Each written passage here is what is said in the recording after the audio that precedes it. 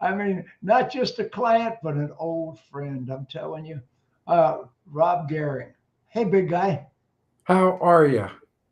I am healthy. I was starting to say wealthy. That would.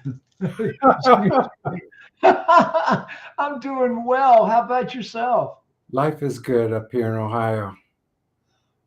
Wait a minute. You're still snowed under up there. Don't lie to me now. I don't want to start. The, the temperatures are now above freezing. So that's far different than minus 30 last week. So Check you, out. I know you live on the lake. You're out there swimming. No, no. Polar bear plunge? No. I think even the geese were cold up here. Oh, I talked to a friend of mine yesterday from Buffalo. Oh, yeah. Oh, they're under 8 feet of snow on the side of the Mhm. road. I mean, it's like driving down a wall. Unbelievable. Terrible. Well, how are things at Fixed Performance? Things are wonderful. We're in a record sales year, so we're pleased with that. But we're just scratching the surface of how we can help dealerships across the country.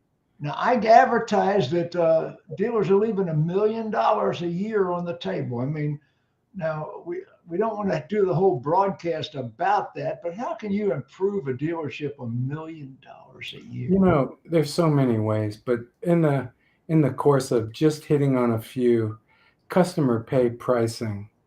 If you look at what is a technician worth, and are we using those technician hours efficiently?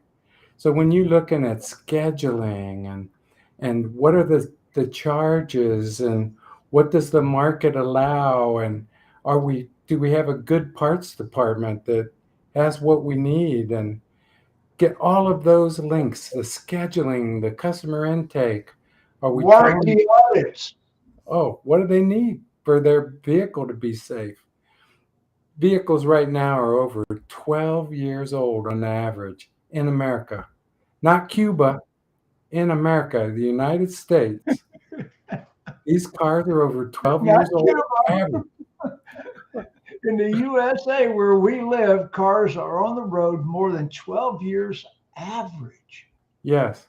So if you can imagine the amount of business that's out there just to take care of these vehicles out there. What do they need to be safe and reliable? Generally, they don't know. So when you start adding all of these inefficiencies in parts departments, scheduling, utilization of the tech, proper writing on the repair And your order. company inspects and trains all of that? Yes, yes. Right now, actually, we have a client that's wondering how much they would be under the gun if the manufacturer came in and audited their books on warranty repairs. We even get into that. So you're auditing warranty repairs as if the factory were doing it to show them Yeah. where the glitches are. Oh my gosh. And then I have help them seen I have seen implement. dealers burned hundreds of thousands of dollars in warranty audits. And they can burn a lot more than that. I've seen audits as much as 1.3 million. 1.3 million. We had a dealer One point, in, I'm being humorous about it, but that's a serious question. we had a guy uh, not that long ago. He was charged back $500,000, but the manufacturer said, "We're going to be nice to you. We're in a kind of a good mood. We're not going to bill you the whole $500,000. We're only going to bill you 250 because we love you so much." Well, that's a lot of money, Jim. So we got involved with that, reviewed every claim chargeback, made a case for every RO back to the manufacturer. I don't even know how much time we had in that, but we got that $250,000 reduced to 50. Well, you got the $250,000 warranty assessment from the manufacturer, and you proved it where it was only settled for 50,000. after we were done. Yes. Now that's a success. This gentleman had 8 locations. So you can imagine he's like, well, what's my warranty obligation on? Are we doing it right in the other locations? The other Go find seven, out. oh my gosh, well, I'm seeing a pattern here. Go find out. So we will actually get involved and look at where their warranty's at, and then we'll go get them more money on the repair. So every state now has a law in it that allows manufacturer and the dealer to submit to them what they're getting on customer pay, prove it, and then they have to pay that on warranty repairs. So we're going after that for the dealers too, and that can be hundreds of thousands of dollars. We had one dealer in New York that got $702,000 more just on a warranty submission we made for him. What is your website? Fixedperformance.com. Easy enough. So with that, you can imagine 700,000. Just that number is so incredible. one rooftop. And then when we look across the country and we get these every day, our team rejoices. We get like $40 increases on warranty labor rate. And you can imagine what that Wait means a minute, to the a dealer. service writers, the service advisors are covering all that. They're selling at the right rates. Let's hope so. But then we can use that information and get that amount of money on warranty repairs. Well, warranty repairs is going to be the lifesaver of the car dealerships going into this recessionary period we're almost certainly facing. We're looking at warranty repairs are going to float most dealers, correct? No, No, wait, no, wait, they're wait. not. Warranty repairs are I'm from the sales side, but I'm going to tell you, warranty work is going to be the constant that saves the dealerships. well, the warranty repairs are down. New car sales volume, whether it's availability, you look at whatever, new car sales volume is lower. And the vehicles are being manufactured with a higher quality than in the past. So those issues have come out and created a strain. Most dealers are seeing a decline in warranty work. And then the internals, they're seeing a reduction in the amount of used cars because the trade-ins were lower. So they're not bringing them in through the service department. It had better be done on customer pay. Well, with the average car being on the road for, you say, 12 years, 12 years old. there's got to be a lot of customer pay out there for somebody. Are the independents getting it? Yes, the independents are getting a lot of vehicle repairs when they're out of warranty. And that always amazed me because what is the perception that when a vehicle goes out of warranty, they abandon the dealership? Those experiences have to be so strong. I have seen that, and I'm from the fixed variable operations side of the business. I'm a variable guy, but even I'm aware that as soon as the warranty period is over, those customers are shopping the independents for their repair work. Yes. And here's a dealer that has hundreds of thousands of dollars of special tools. They have hundreds of thousands of dollars in technician training to the brand. They can plug in and communicate with the engineers that built the car. Yes.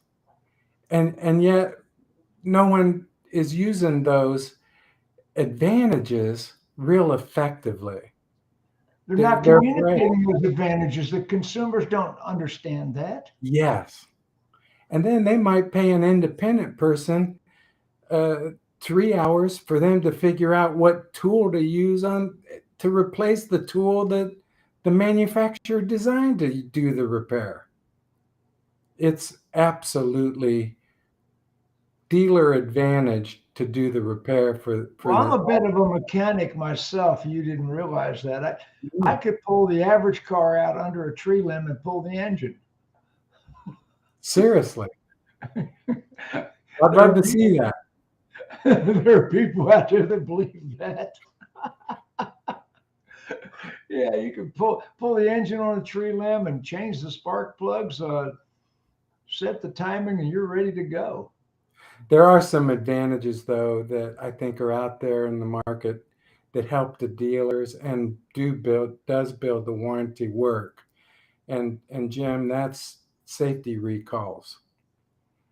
So if a dealer really looks at what safety campaigns are open in his market and goes aggressively notifying those customers To that come their back. vehicle has a safety recall on it, it How helps. many airbag recalls are still valid?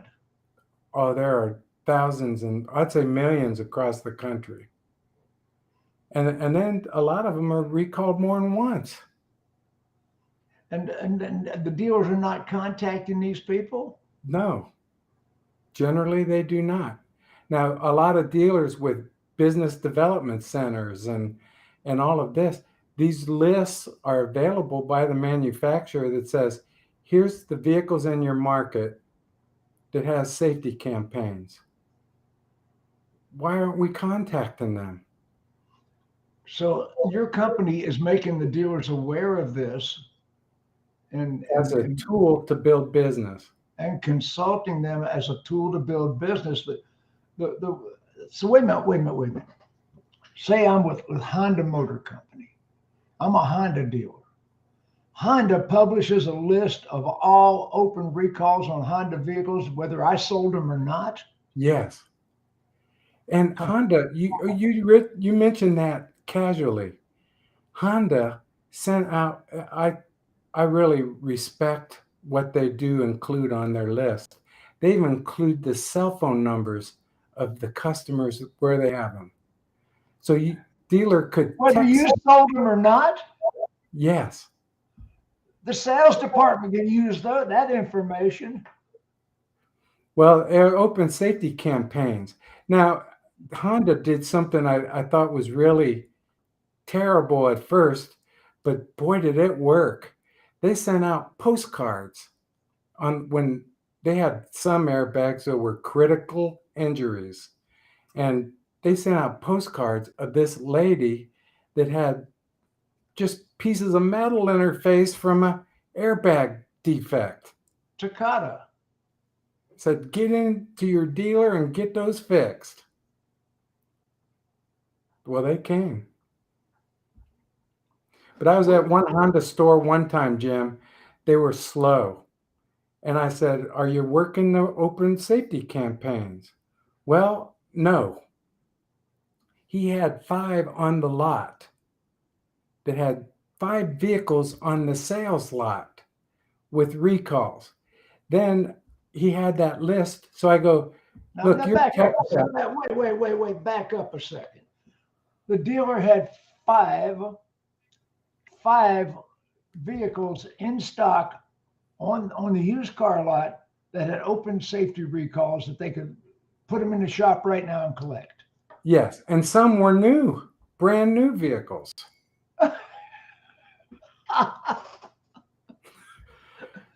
So this guy started texting customers, I'm concerned. Your vehicle has an open safety campaign. Please call us as soon as possible so we can take care of this for you at no charge. He had 20 reservations, 20 appointments in a half an hour. Now, I'm going to tell you what, I do business with dealers right now that are sending techs home for lack of work. And I would tell you this, if they looked at their open safety campaigns in their market, they would likely find over 2 months of repair order count What right is now. the time on an open RO for one of these safety recalls? The time on an open RO, Okay, we got an RO on a safety recall, okay, no repair order. How many hours how many labor hours do we charge on that? it varies. Some of these door hinges, like on a Ford truck, that might be three and I a want half I just hours. want specific examples. Specific examples. Yes. That might be 3.5 hours just On a on door that hinge. each vehicle. Now, Well, realistically, how long will that tech be on that repair? if a technic, well, that you're creating a controversy right now, Yeah. uh, but generally, probably half that. Hmm. A technician that does A those competent tech, as regularly, there's all levels of techs. yes, they can usually double their time on something like that. Yeah. Where a master tech, if you put a master tech on something like that, could wait. I doubt they would, but they whiz through it. But you got your uh, your other techs that might not be as good. So if you're looking at this, Jim, and you say techs are going home at 2 o'clock, they don't have work, so they're going home afternoon. I've Can got you dealers that I imagine? consult. I got dealers that I consult that is the case. Well, can you imagine? Technician hours are very unique. You use them or you lose them. You can't refrigerate them. You can't put them in the freezer and bring them out when you You need them. can't sell yesterday's hotel room. So they either get busy with this or not. Now, if I was in a situation, it's too late for them to adjust immediately, but they need to implement. This is where you get into seven figures. If they're implementing processes that keep that from happening, never look back and stop doing it. They should make contacts every day, one per Let me advisor, ask you. Let me something. ask you a question. Used car recon. Let's shift a little bit. I've got cars that were traded in that are going to need recon, and that is a hell of an expense to the sales department. Is it an expense or a benefit? Well, it's an If a expense, if a Rob. used car, well, look at it this way. For me, let's say that a vehicle isn't repaired well. It's on the lot, it's for sale, but it needs work. I'm looking for a used car. I drive that vehicle and I know there are issues. Am I going to say, hey, this vehicle has issues, fix these and I'll buy Rob, it? Rob, Or am Rob, I we going to can, go we can somewhere else? sell we can sell these vehicles that need repair, and if the customer complains, great. If they don't complain, we save money, right? For who? For who? Then that vehicle comes back next week. Everybody's pissed off. Who wins in that? For me, it's all about the customer. If I send people to dealerships, you know, I'm asked often, where should I go to buy my car? And if I know a dealer that recons the vehicles well, I send them business. Well, And I Rob, know, I actually set you up on that question. I personally believe dealers should recon their vehicles to the max. I believe when you have your CarMax, for instance, has a reputation for reconning their vehicles, and that's a used car only franchise, and they've got a good reputation for recon with the general public. That's what you have to have, in my view. But Hmm. but but Jim, the fight in that, and I've had these discussions often with general managers and used car sales managers. Oh, And especially used car managers. yeah, they believe that if they put money into a vehicle and then they have to take it to auction, that money's a waste. And I'm always puzzled by that. How is it a waste? It's only a waste if no one knows it. But I thought it was a sales department, Jim. I didn't know it was an auction department. Yeah, Rob, when I was consulting a lot of dealerships, and I still do consult people, on video. When I consult dealerships, we show recon on the worksheet. Recon is an expense, but it's a justified expense. If I can show consumers, how much we recon the vehicle, to bring it up to standard, you know. Well, and most manufacturers have those programs on the real newer vehicles that they can certify and get Mm. special circumstances. But these days, the vehicles that the dealer retains are longer. They're longer in years. They might be older. But why can't that same type of procedure be put the repair order or create a checklist that everything's been looked at and taken care of and what issues were there and what issues were fixed? Put that right on the used vehicle window in the back. Put it on some glass. Have the service manager sign it and let the customers decide. Rob, depending on whose stats you believe, the average car is sold 4 or 5 times in its lifetime. The person that sold the car the last time made more money than the previous 4 put together. I mean, a really well reconditioned used car will bring a higher profitability than a brand new one that you lost money on or broke even. The days of selling these cars for 10,000 over, those days are gone. Well, Jim, when you look at that, and let's say the argument on that side might be, well, if I have more in that vehicle, I have to sell it for more. But aren't when you price a used vehicle, it's cost plus, correct?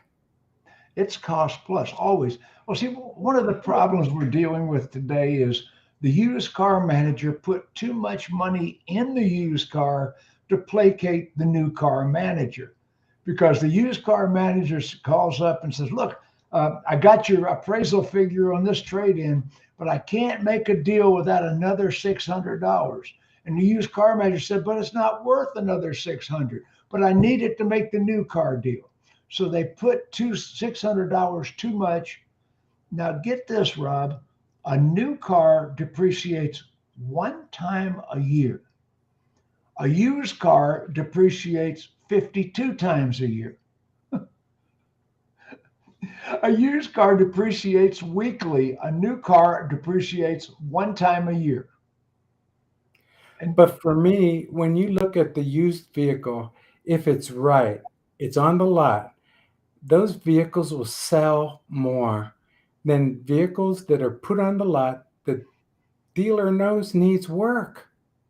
Then a potential customer drives it, they just come back and say, I'm not interested, see ya. I can see that.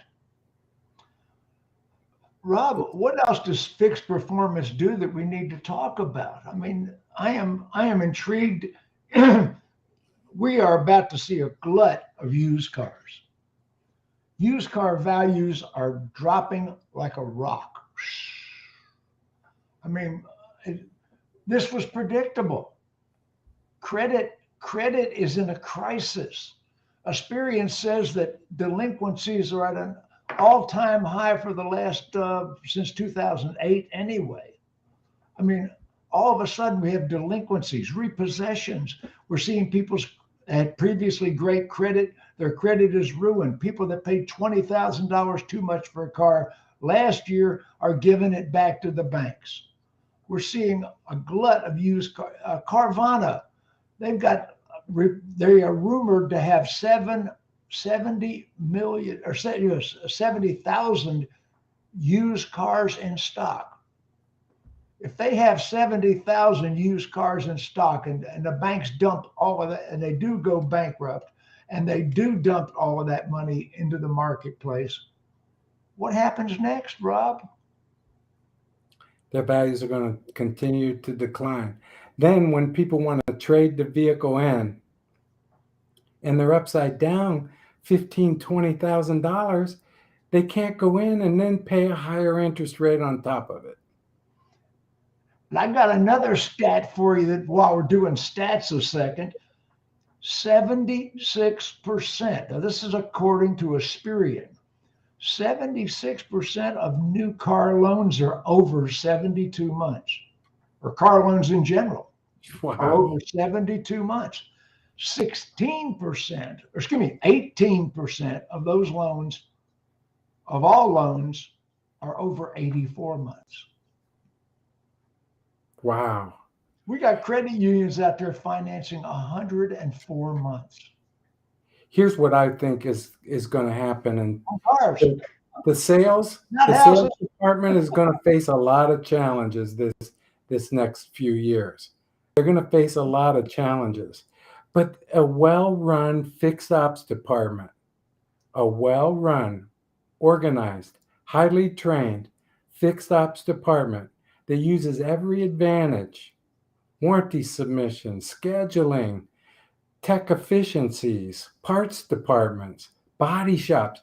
Man, why are people closing body shops? It's a profit center. They're backed up 6 months in most shops. God, in Buffalo, New York, they're skidding over the highways, bumping into each other right now. Yeah, and they're backed up 6 months. So fixed ops, there's a number, Jim, fixed absorption. And most dealers don't look at that number often. But I'll tell you what, more and more are going to be looking at it right now as they face the future in the next few years of the car business, because the more they get in fixed absorption, the better off they're going to go through these issues. Service, parts, body shops had better be paying the bills. Oh, because the sales department is in for some challenges. I've been discussing that on broadcasts, in the variable side. Most of my broadcasts are in the variable side. We're anticipating a crisis with the inflation. Manufacturers have cut back selling cars. I've seen rebates on TV this week. Yes. 4,000 off sticker. You mentioned that to me earlier. Yes. We're wheeling and dealing again, folks. Come on and see Cal Worthington. Come on. But the easy times in the car business have been very few and far between. And the dealers will face these issues. But the days of getting caught with poor performance in service, parts, and body shops have to be behind us. The dealers have to address the issue. We're coming into a new year. So most people start looking at diets. Now I'm going to lose weight. I'm going to join the gym. I'm going to have this issue or that issue addressed. Get in, get what they can from fixed ops, because that's going to be the magic that's needed in the coming year, next few years especially. Oh, in the next few years, it's going to get crazy. And, the people that I'm interviewing on the variable side, Everybody is anticipating, a lot of problems, a lot of problems. And you mentioned stuff we do. One of the things I just finished up a negotiation for a guy. He had a body shop, and his paint vendor was paying him a discount of 25% off of distributor price. I got involved with the negotiations with the deal on behalf of the dealer. We got that increased 18%. And then the vendor's going to do all of these free services for them. So they're going to provide assistance, software. They're going to inventory the paint and materials once a month, put in additional equipment, and the dealer gets 43% instead of 25. That's going to bring in 50 grand more in discounts, plus the additional controls will probably double that for this guy. I can't even do the math on that. What does that mean to the dealer? I'm going to say low six figures. Low six figures. Unbelievable. Just in discounts and controlling paint and material. Paint is so expensive right now. This will be shocking news for a lot of dealers. Don't even put the real cost of paint on the repair order. No, wait, no. Yeah. Come on now. How did that get overlooked? It just does. And I've seen nightmares of some dealers may show that they have $80,000 of paint and material on their book, page one asset account on their financial statement, and they really got 15 because they're not tracking, is my paint material costed correctly? They don't even know what their real gross profit margin is or if they're making a profit on paint. So what do? They look at it as a loss overall in the department, but they don't dial into the reason for it. And that's where we specialize. Well, I can. Yeah, this to me is incredulous. I'm hearing it. How could a dealer miss that? And I probably know the answer. Most dealers, most general managers excuse us. We came from the variable side. We don't get fixed operations. We hire experts people we perceive to be experts. We hire the best service managers and rely on them, and they have a limited education in the field, truthfully. So, what does your company do? What does Fixed Performance do? On training for the managers and advisors, you can imagine it. These people, and I'm sure it's with sales too, or any career, they're put in a position. Okay, you're the service manager. Have a nice day. There's your office. Well, they might go to a training group, and they come back to that service manager and say, your customer pay effective rate's too low. Get that fixed, Jim. Get that fixed. Well, how? Okay, I want to get that fixed. Can you tell me how? They don't know. So you have training that addresses all these issues. Yes. And you have in dealership consultants that go through and identify the issues and how do the employees at the dealership perceive you when you come in, or is it like a mutiny? Generally, at first, there's some apprehension. No one wants to have someone looking over their back. But our approach is such that we are there to do one thing, help them do better. And when we get their result, once we get that confidence and understanding, we're not here to beat anybody up. We're just here to show you the best practice ways to do things. And that will bring you more bonus money, because most of these people get bonuses. You can imagine if we find $500,000 for a store and someone's getting, and manager might be getting 10% of it, 50 grand. they do all right with us. Okay. But we go in and we even involved the technicians. You mentioned the tech shortage. Well, if you look at that, what other position in the dealership does the employee have maybe over $100,000 in tools that they own, that they paid for? They bring it into the dealer and use it. Is there any other position that's provided more than a terminal or a pen? I'll And tell yet you here, what, Snap-on's making more money than the dealers. but you look at things like this, and everything's got to be based. How can we help these people make a better living? And that's where we focus on. Well, the If techs the have to community has invest. a better living, then we all win.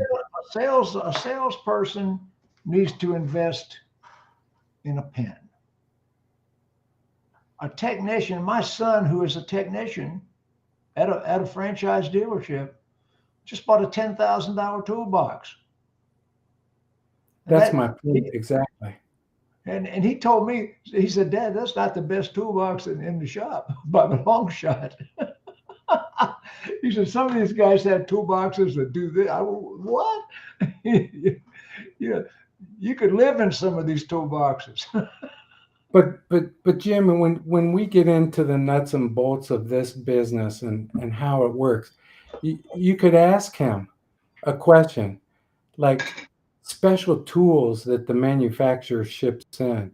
If they're not orderly and easy to find, a technician could blow 2 hours or more a week just looking for the tool that they need from the manufacturer to do the job right.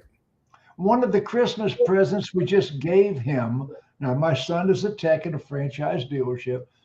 We spent $200 with Harbor Freight buying him a stool. One of his Christmas presents. So these people, a lot of shops, they may go home at noon because of bad scheduling. They may go home early because they don't have the parts, that no one's listening to them. See, if the part's not in stock, Jim, and I'm sure he could verify this quickly, this is what happens. The part's not in stock. Well, the customer needs the vehicle. Put it all back together. We'll give it over to them and we'll order the part. Well, then that part comes in. They got to tear that car back apart, and no one pays them for that. Wait a minute. You're telling me that there are dealerships that will reassemble a car they've already taken apart. They found the problem. The part wasn't there. The part should. Are you telling me the part should have been there? It should have been, or at least tracked, but it should have been. And then they reassemble it, wait for the part to come back in, and you look at these Now, little you're not things. talking about exotic, hard to find parts. You're talking about parts that should be in stock. Parts that break, tie rod ends, whatever. Put it back together. It could be a door handle, whatever that part is. I don't have a number, but many times the technicians asked, okay, put it back together.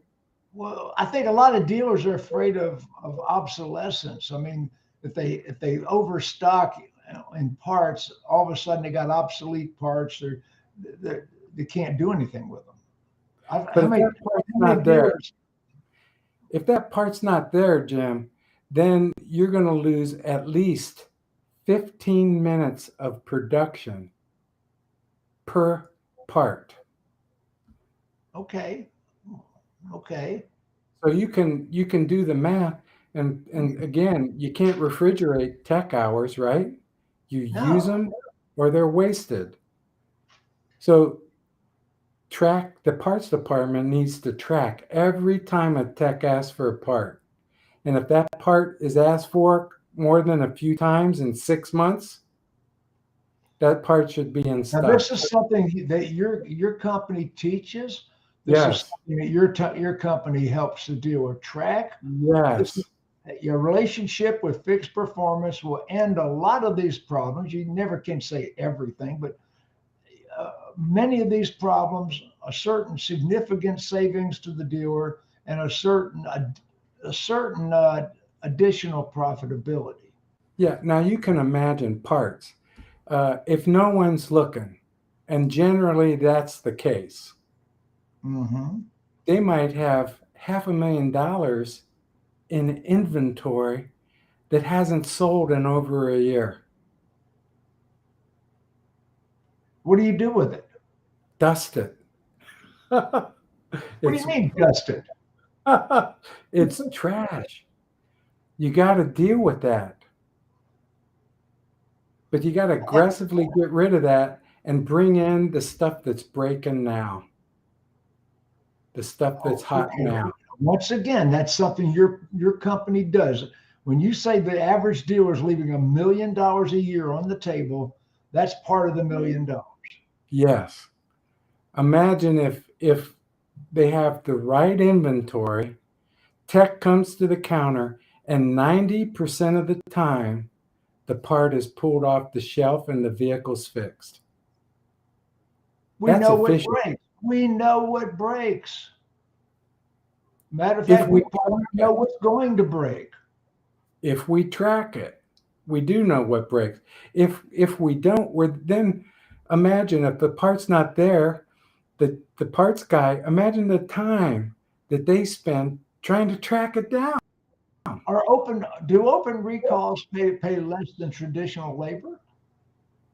If the open recall, then they pay the standard part and the standard warranty rate.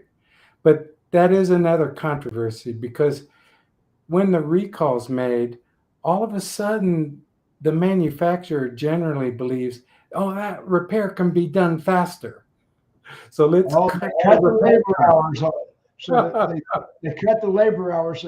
I was wondering why dealers were just pursuing. You brought that up with me. I never thought of that previously. Why aren't manufacturers pursuing open recalls? They cut the labor rates.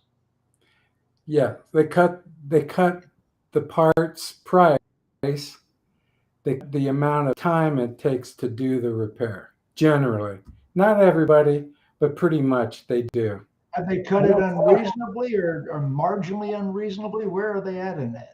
I despise the fact that they do it at all. Yeah, They they need to pay technicians what their value is, and they don't, and it's an embarrassment I to the believe industry. that wholeheartedly. I believe that with every fiber. Yes. And that's a stain on our industry. So we do fight that because if we use the customer pay rates and if the dealer's not getting good results there, we help them with that. We coach them with that. Then we take that information and get them paid more on warranty.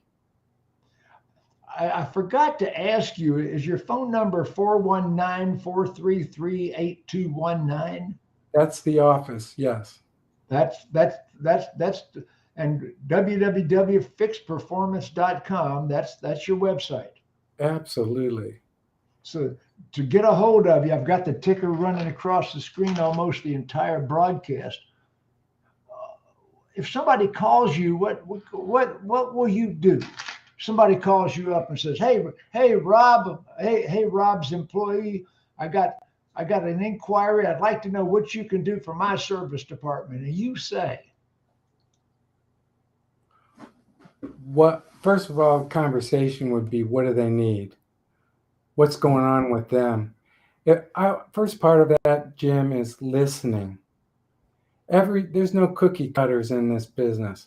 Everything's unique. "So you don't have the same answer for everybody?" No, it's got to be unique, and everyone has different concerns. So some people have a a service manager that just got replaced. Well, that's going to be different than a guy that's been doing it 30 years and needs some advice. But we look at each individual situation. First, we have to listen to what's going on. Okay, you listen to what's going. Who's listening? Now, wait a minute. I want to know. You and me, we are the big dogs. Okay, I am the head of my company. But did, who are the rest of the employees in your company? Did you go to the city rescue mission and hire a bunch of people? Who's working for you? No, our consultants have over 25 years, 30 years experience of actually doing it. So we don't hire people that want to. We hire people that have done it. And then we instill upon them, we're never going to beat anybody up. That does nobody any good. That's what I wanted to hear. That you instill your ethic in them. Yes. And if there's an issue, we don't go to their boss first. We tell them what the issue is. And then once they know us, they open up with their issues. Well, what do you think about this? Here we go. Let's deal with that by doing these things on a daily basis. And then they get the results. They see the results. We don't even want the credit. We don't. It's the individual teams deserve the credit. Well, I know for a fact you've got some of the premier clients in the industry with Fixed Performance Incorporated, fixedperformance.com. So, and you've got how many consultants do you have on staff right now? I'm going to say 5, but let's see, somewhere around there across the country. We've got Kentucky, Texas, Ohio, and we travel everywhere. Okay, very good. I know you've got some really what I would consider premier clients in the industry. You've got a reputation. What have we not told people today? I would say this, that what we haven't said is these general managers, these dealers, they all have issues. And many times they're not comfortable to address them, Jim. So they get pushed into a corner and ignored. And really, what I would say, don't do that anymore. Can't do it. Dust it off. Bring it into view.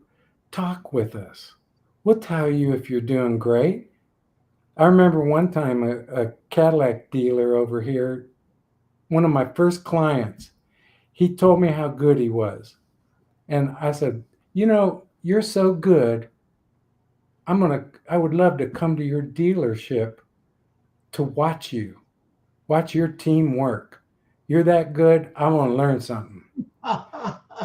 So I went up to his dealer, and the guy was sitting in his office. He didn't meet me. He left me where he thought I'd wait for an hour and see how good he was. So I'm sitting in his drive, and I saw one come into the drive. No one walked around the car. It was dripping coolant out of the lower part of the engine. Nobody walked around the vehicle or noticed it. In other words, starting with a service advisor, nobody inspected the car. Nobody. So they just took the customer's word for what repairs they were there for. Yes, processed it out. The next car, those little air directors in front that take airflow, and some people scrape them. Well, this one was hanging from the ground. It was on the ground, dragging. And the visor never noticed it, processed the customer, never walked around. And so I finally got to see the dealer, and he was expecting me to tell him how brilliant he was. And I go, look, I already know you need me. I've sat in your service drive for half an hour waiting to talk to you. And I told him what I found. And he said, well, no one ever mentioned it? I said, no one even left their computer terminal. And so his son was walking by. He said, son, come in here. I want you to meet Rob. He's going to be working with our fixed ops. You can be working with our fixed up. You know, Rob, I have worked with literally thousands of dealerships over the last 35 years, thousands. And I got to tell you, I worked with some of the biggest players in the country. What I found out when I started my company, I thought every loser in the world was going to hire me. Everybody that wasn't me. But you know what? The best dealers hired me to get better. The losers, they already have that loser mentality. They're not ever going to hire me. It was always the people that were winning and wanted to win some more. I've worked with some of the biggest, most successful dealers in the country, and I've never failed to improve the best dealers to be better. Never. I think that's where the difference in competitors lie. If the individual looks at ways to get better all the time, they're going to be peak performers. Mm-hmm. But if they're constantly afraid of addressing their issues, or, oh my, what would they think about that? I've had that employee for 20 years. What if they got offended that something might need changed? Those aren't going to be ever individuals that produce. And I think that that's really lacking in our industry today. We did a show with Brian Benstock here 2 weeks ago. And Brian Benstock, the show was, is buy-in overrated? Yeah, how much Brian Benstock, the number one Honda Acura dealer in the country, Brian Benstock said, I reserve the right to manage my own dealership. Is buy-in overrated? Our employees, they have input, but it's not a democracy. I will listen to you because you have 25 years exemplary experience with my company. I will listen to everything you say, everything you suggest. But when the decision's made, I'll make it, and that's what we'll do. And so many dealers don't get that. So many general managers don't reserve the right to manage their own dealership. They want to have buy-in, and buy-in is way overrated. I buy into that theory.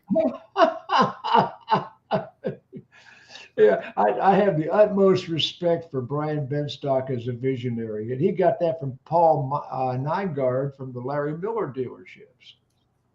You know, so he had Sounds got good. that from someone else, and now I'm passing it on to us. But when we look at opportunity, opportunity can be staring you right in the face. I think every issue is an opportunity. And if it's addressed in that manner, what can we do to be better? How can we do this better? And you start looking at those type policies and procedures with total focus on the customer. Do you think a customer wants to bring their car back because the part's not here? Now, I could make all kinds of excuses for COVID and say parts have been a challenge to have the right parts in stock. But if we don't track them and we don't try, what are the odds? Parts in stock, open recalls. I mean, look at all the profit opportunities we have talked about in this short broadcast. And Fixed Agreed. Performance And Incorporated. Fixed Performance these are Incorporated. the The phone ways, number's on the screen. yes. And these are the ways to deal with people's $1 million. If you look at it, say $1 million, how do you get that? A little bit here, a little bit here, a little bit there, a whole bunch over here. And then it adds up to more satisfied customers. Do you remember Customers for life. do you remember Steve Martin back in the 70s, back when he was really funny, when he first came on? He said, he did a show called How to Be a Millionaire. Step number one, you get $1 million.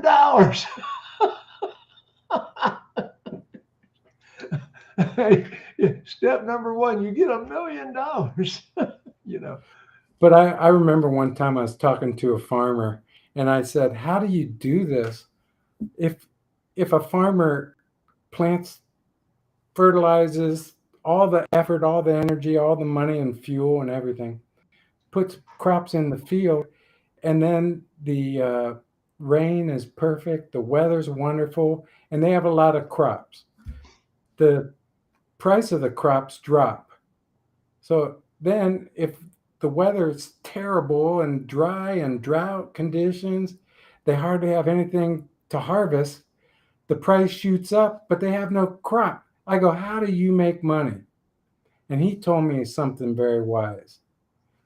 He said that if you want to make money if you want to make a small fortune in the farming business, start with a large one. And that can be the typical car dealer today. Exactly. I used to say that about, and I'll leave it unnamed, some of the public companies, when the public companies first got in the car business. How does this public company get a store to make $1 million? They buy one that was previously making $3 million.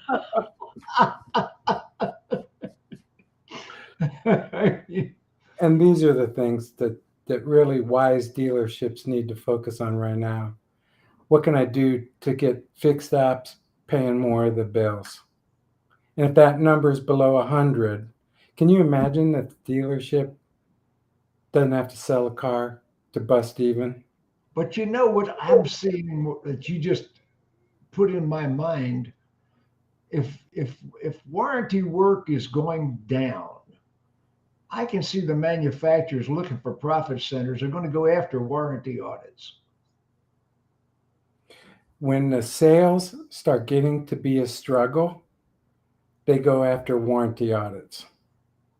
They do. There are dealers watching this broadcast who are sitting on $500,000, $250,000, $1 million in warranty audits that you're going to have to pay for. And they don't even know it. And your company does that. We'll find it before they get audited. You'll find it and you'll fix it in many cases. Yes. We'll tell them, and we'll tell them how.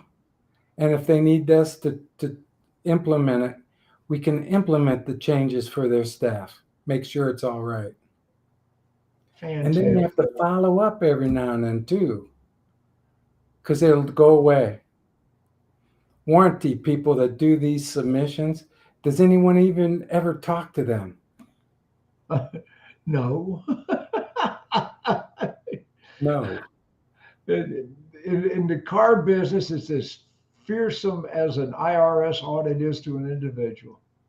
And so many dealers lose sleep about the thought of even a potential audit, but then they don't address and hire someone to go in and look and see if they're in an issue that'll cause a problem.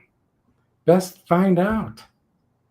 And fixed operations isn't just your service department, your body shop.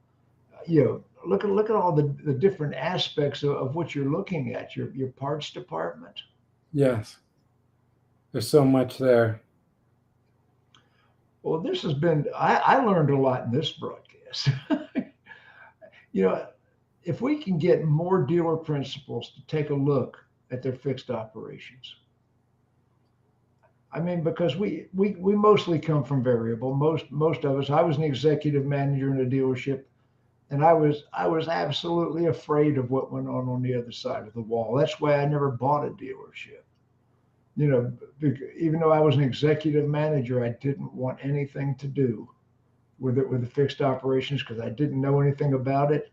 It wasn't the way I came up in the business, and that's where most dealers and most general managers are right now. It's something you hire a service manager, you think they're competent, and that you leave it in their hands. Well, one of the things that I find, even on the audits, the only time a dealer really gets worried about an audit is when they get notified they're going to have one. Oh, and now we got panic, and no time to fix it. Yes, Rob, hard to believe we've been on 1 hour. I could talk to you forever. Obviously, I mean, you look very warm today. You got I your sweat. am. You got to be. Yeah. How much did you tell me the lake dropped?